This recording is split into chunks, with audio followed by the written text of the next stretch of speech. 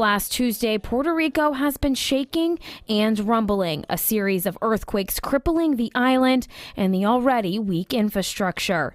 The strongest earthquake at a 6.4 magnitude. Fox 61 editor Pedro Rivera has family in Ponce, an area that has been altered from this. Everyone's just overwhelmed with what's been going on. He is leaving Tuesday to visit, just 1 week after the first major earthquake. A lot of them are staying outside of their house. They're not trying to go back inside. They're sleeping outside. They're sleeping in parks.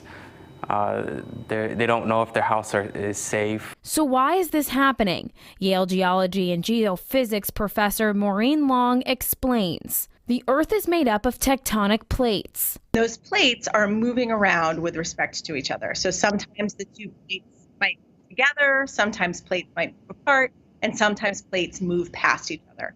And whenever there's a boundary between plates, that's where we often see tectonic activity like earthquakes.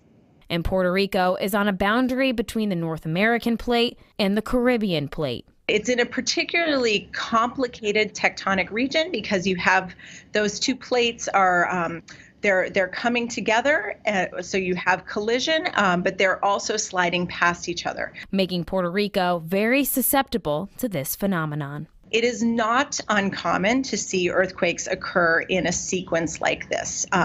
It doesn't happen that way all the time, but in this case, we're seeing a sequence of events.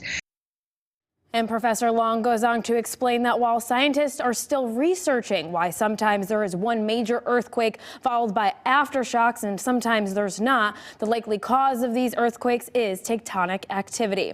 Fox 61's Pedro Rivera, who you heard earlier from, will be heading down to Puerto Rico, and we will have continuing coverage on the efforts there right here online and on the Fox 61 News app. Rachel Piscatelli, Fox 61 News.